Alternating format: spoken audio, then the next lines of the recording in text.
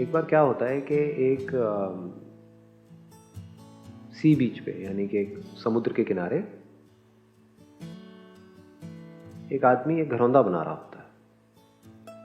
तो लहरें आती हैं, बार बार टकराती हैं उससे और घरौंदा टूट जाता है।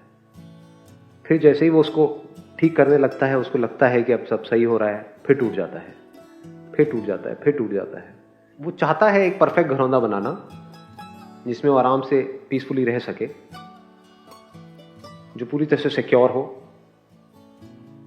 जहां पर किसी तरह का कोई डर ना हो, जहां पे पूरी आजादी हो। बट यहां पे कॉन्ट्रडिक्शन है, घरौंदे में आजादी नहीं हो सकती। छोटा सा घरौंदा है, उसमें आजादी कैसे? आजादी तो खुले आसमान में है, बट वो उसी में रह रहा है, उसी को बार बार बनाने की कोशिश कर रहा है, बचाने की कोशिश कर रहा है। लेकिन हर एक मिनट बाद, हर एक दिन बाद, हर 2 दिन बाद एक लहर आती है और एकदम से सब कुछ तहस नहस करके चली जाती है। जैसे ही उसको लगने लगता है कि अब सब कुछ ठीक हो रहा है मेरी लाइफ में, ये जो घरौंदा है ये उसकी लाइफ है, जैसे उसको लगता है कि मेरी लाइफ में सब ठीक हो रहा है, काम है, रिलेशनशिप्स है, हेल्थ है, एक को ठीक करता है। मतलब इस घरौंदे के 3 पिलर्स हो गए ना, हेल्थ, वेल्थ, रिलेशनशिप्स। एक को ठीक करता है, कभी एक टूट जाता है, फिर दूसरे को करता है, तीसरे। तो कभी भी ऐसी सिचुएशन नहीं आती जब तीनों चीजें परफेक्ट बैलेंस में हो, और आती भी है तो थोड़ी देर के लिए रहती है, फिर एकदम से चली जाती है। क्योंकि चीजों को ठीक करने में बहुत टाइम लगता है, लेकिन खराब होने में 1 सेकेंड लगता है, जस्ट 1 सेकेंड। तो वो ये एफर्ट कर करके थक चुका है, और पूरी दुनिया यही कर रही है, और कुछ आता ही नहीं है दुनिया को। और मजे की बात क्या है कि आपका जो घरौंदा है वो अगर टूट जाए तो औरों को कोई फर्क नहीं पड़ता है।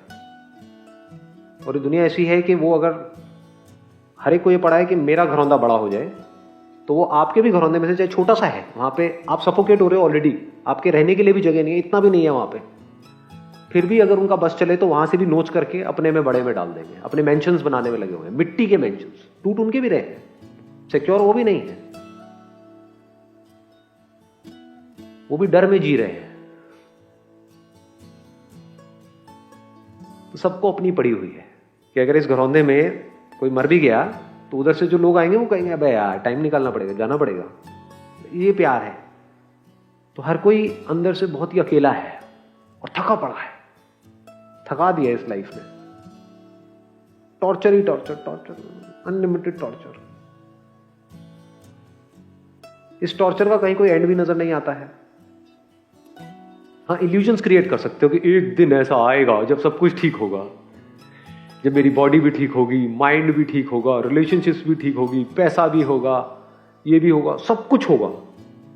इस इल्यूजन में हम जीते रहते हैं। तो उस वक्त बड़ा अच्छा फील हो रहा होता है, क्योंकि माइंड रेस्टलेस नहीं होता है उस टाइम पे। तो उसी स्टेट को बार बार अचीव करना चाहते हैं, लेकिन वो अचीव कैसे होगी? क्योंकि रियलिटी तो कुछ और ही है। रियलिटी है कि कुछ भी सही नहीं है, ये रियलिटी है। बट हम रियलिटी को देखते नहीं हैं, अपनी आंखों पे पट्टी बांध लेते हैं और अपनी इमेजिनेशंस में जीते हैं। फिर एक दिन ऐसा आता है जब इतने सारे घरौंदों में से कोई एक बंदा इस सब खेल को देखता है, समझता है, कहता है कि इस सब में तो कुछ भी नहीं पड़ा है, इसका तो कोई एंड है ही नहीं। Let me find out if there is something more to it, something more meaningful. इस मीनिंगलेस एग्जिस्टेंस के अलावा भी, जिस तरह से सब जी रहे हैं, उसके अलावा भी क्या कोई और ऐसा वे ऑफ लाइफ है जिसके बारे में इस पूरी दुनिया को कुछ नहीं पता है? तो उसने इंक्वायरी शुरू करी। इंक्वायरी क्या थी? जो बड़ी ही अजीब थी कि मैं कौन हूं? क्या मैं इस घरौंदे को बनाने वाला हूं? क्या मैं ये घरौंदा हूं?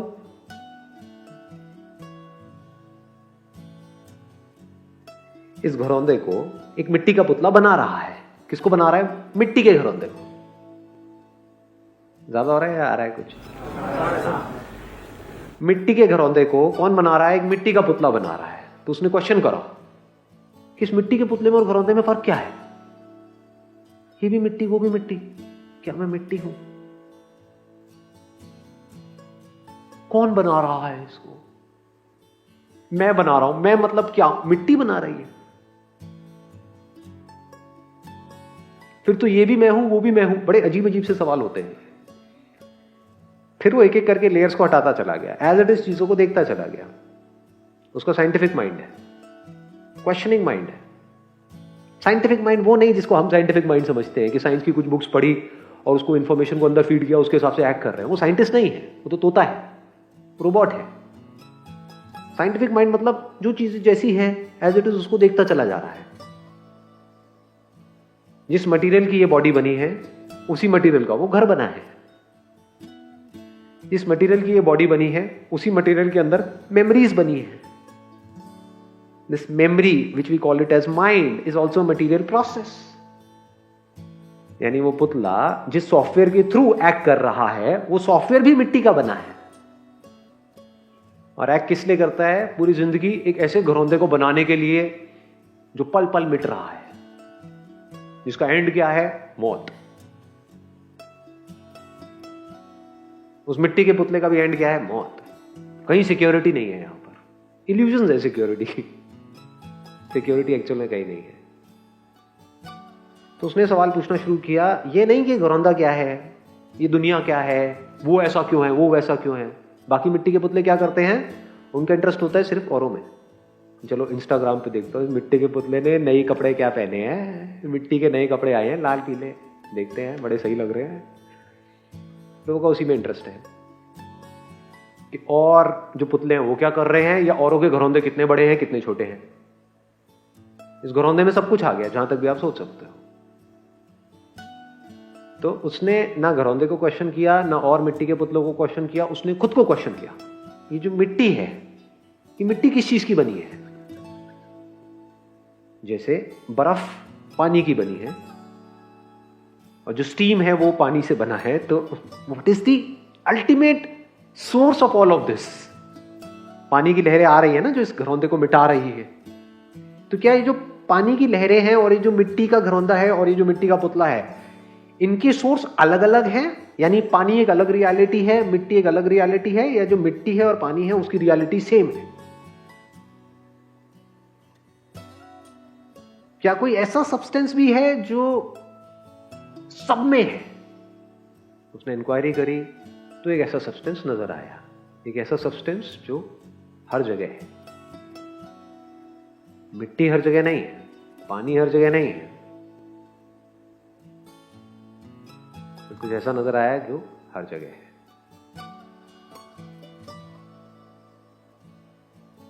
फिर उसने जब खुद की एक एक करके लेयर्स को हटाया, यानी मिट्टी के पुतले ने अपने में से मिट्टी को हटा दिया, मतलब मिट्टी को मारा नहीं, थॉट के लेवल पे मिट्टी को हटा दिया। मैं मिट्टी नहीं हूं, तो मैं क्या? फिर वहां से कुछ ऐसा निकल करके आया जो वहीं था। मतलब ऐसा नहीं कि उसने कुछ पैदा किया, वो वहीं था। यानी उस मिट्टी के पुतले का बेस, उसका सोर्स, उसकी फाउंडेशन उसको नजर आई। और उसने देखा कि वो जो सोर्स है, वो जो सबस्ट्रेटम है, यानी वो जो मटेरियल है, वो मटेरियल कॉन्शियस है। यानी कॉन्शियसनेस वो नहीं है जैसा साइंस समझती है। कॉन्शियसनेस का साइंस मतलब ये समझती है कि एकदम से एक मिट्टी के पुतले में जान आ जाती है और फिर वो कॉन्शियस हो जाता है, फिर वो निकल जाती है, फिर वो अनकॉन्शियस हो जाता है। ये सब बकवास। उसने क्या देखा, क्या रियलाइज किया कि वो जो इस सब का सोर्स है, यानी किसका सोर्स है? एक मिट्टी के पुतले का नहीं, हर मिट्टी के पुतले का, हर घरौंदे का, उन लहरों का जो इसको मिटा रही है, उन सबका भी कोई सोर्स है ना। वही सोर्स कॉन्शियस है। और मेरी जो एक्चुअल आइडेंटिटी है दैट इज कॉन्शियसनेस। मुझ में से अगर इस अवेयरनेस को निकाल दिया जाए, इस यूनिवर्स में से इस अवेयरनेस को निकाल दिया जाए, इस कॉन्शियसनेस को निकाल दिया जाए, तो what is the meaning of all this? तो वो कहां पहुंचा? वो यहां पहुंचा, without a shadow of doubt, कि मैं ही वो सब्सटेंस हूं।